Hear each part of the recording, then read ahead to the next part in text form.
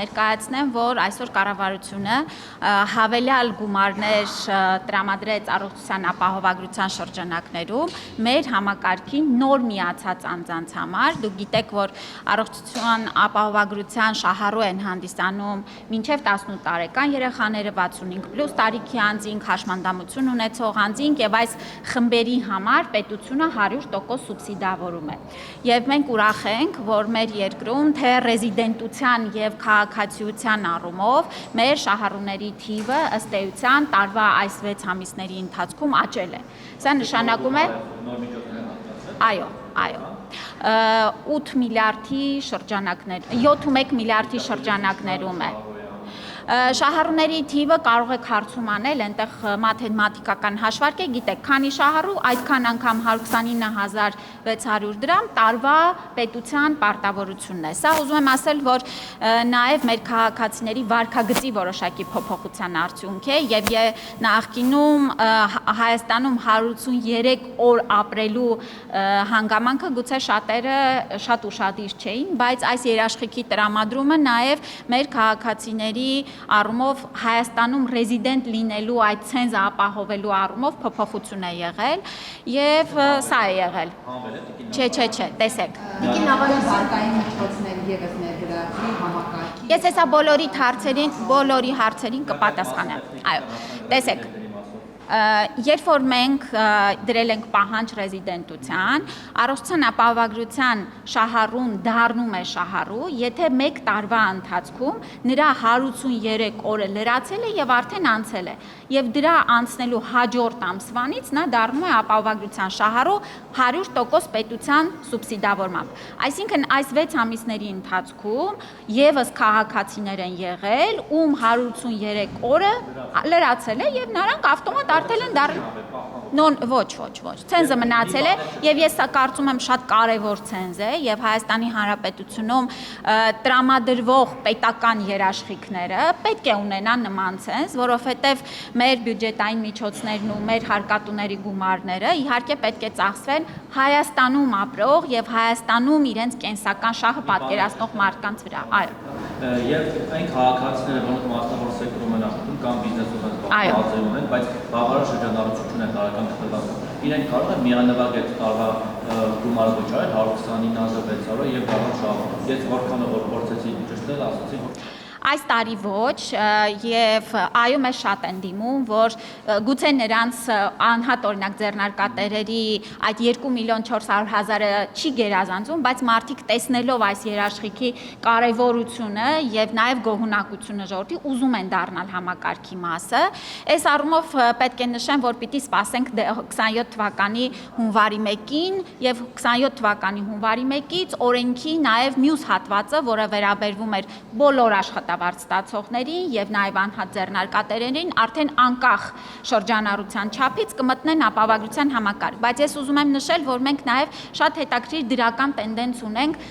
մարդկանց 200,000-ից ավել աշխատավարձ ստացողների շահառուների խումբն է մեծացել, սա էլ կարևոր Այո, սա էլ կարևոր ձեռքբերում է, որ քաղաքացիները իրենց երաշխիքները ապահովելու համար նաև ակտիվ վարքագծով գալիս են մաքուր հարկային դաշտ։ Տիկին Ավանեսյան, աշխատանքից ազատվել է Լիլիթ Ղազարյանը, դեղագործական ոլորտի աշխատող, ըստ առողջապահական ոլորտի աշխատակիցների, գնահատականների բարձր հմտությունների տիրապետող մասնագետ, պնդում է, որ ձեր ցուցումով է եղել Ով է պնդում։ Լիլիթ Ղազարյանը հանդիսանում է մեր դեղերի փորձագիտական օակի տնօրենի տեղակալ, եթե չեմ սխալվում, եւ նրա ազատման հետ կապված դիմումը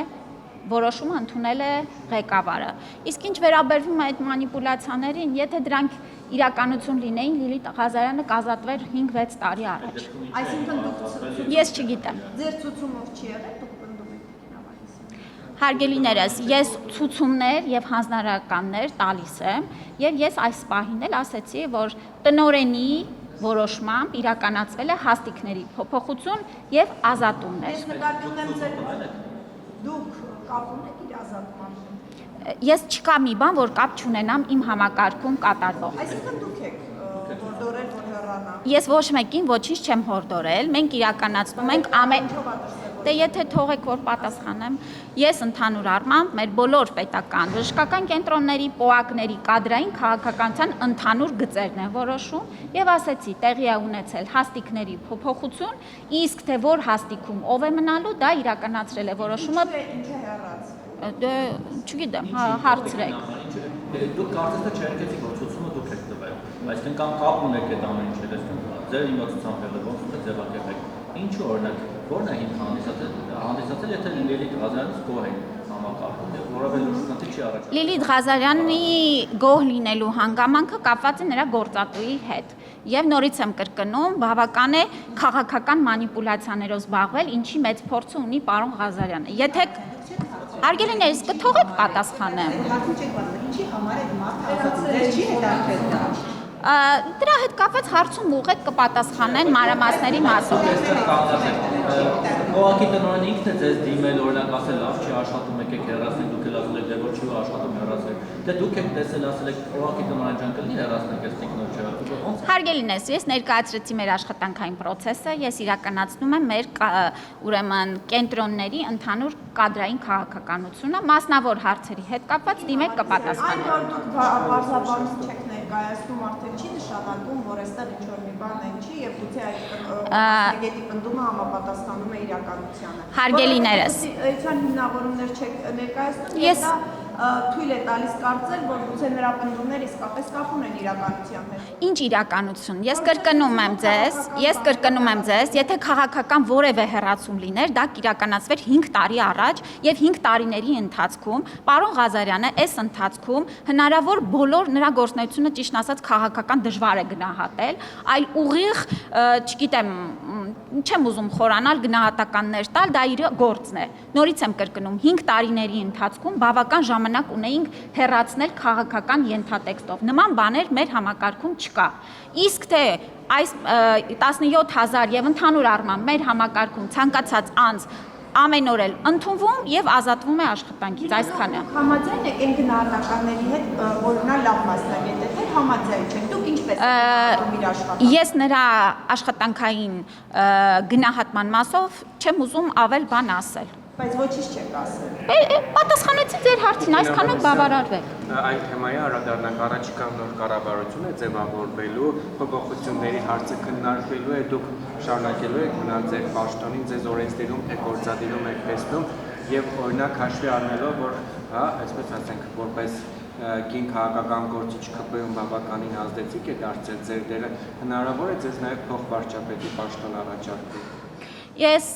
իհարկե ինձ ավելի շատ տեսնում եմ գործադիր մարմնում եւ ես շատ սիրում եմ իմ աշխատանքը եւ իհարկե ունեմ ցանկություն շարունակել առողջապահության նախարարի պաշտոնավարումը։ Կարծում եմ կաբինետի վերաբերյալ վարչապետը ինքը կներկայացնի, ես ներկայացնում եմ իմ ցանկությունը եւ իմ այսպես որտեղ եմ ինձ ավելի շատ տեսնում։ Տիկին Աղայցյան, դուք համակարգի տապացի հարցին չարադարձեք, բանկային միջոցներ ներգրավելու են համակարգի շարունակականությունը ապահովում, որտեղ մենք դենք 102 միլիարդ դեռևս վերցվել է, երբ որ համակարգը ներդրել է։ 102 միլիարդ չէ, 102 միլիոն դոլար համաշխարհային բանկի ծրագիրն է, որը ընդհանուր առմամբ բյուջետային վարկ է, դա տալիս է բյուջեին, բայց որոշակի առողջապահական համակարգում ինդիկատորների բավարարման պարագայում։ Սա շատ կարևոր ձևաչափ է վարկային միջոցների ընդգրկման։ Բայց այս պահին էլ ես ձեզ ներկայացրեցի, թե ինչումն է եղել ավելացումը։ Ես պատրաստվում եմ առաջիկայում նաև առողջության համընդհանուր ապահովագրության հիմնադրամի աշխատանքների 6-ամսյա շրջափուլը ամփոփել։ Ես կարծում եմ այն ձեռքբերումներն ու կարևորագույն ինստիտուցիոնալ կայացումը, որ ունեցել ենք, անհրաժեշտ է հանրությանը նաև ներկայացնել։ Իհարկե ես պարբերաբար խոսում եմ, ներկայացնում եմ ինչու ենք իրականացնում դիմելիության եւ այլնի առումով, բայց 6-ամսյա շրջափուլը բավական արդեն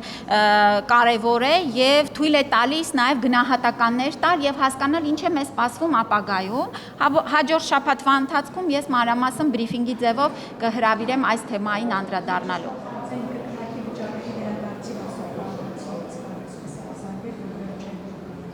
Արդեն իրականացվում են, այո, արդեն այդ համակարգը էլեկտրոնային գործարկվել է եւ աշխատում է։ Գործարկված է, աշխատում է եւ հերթով կվերադարձվի։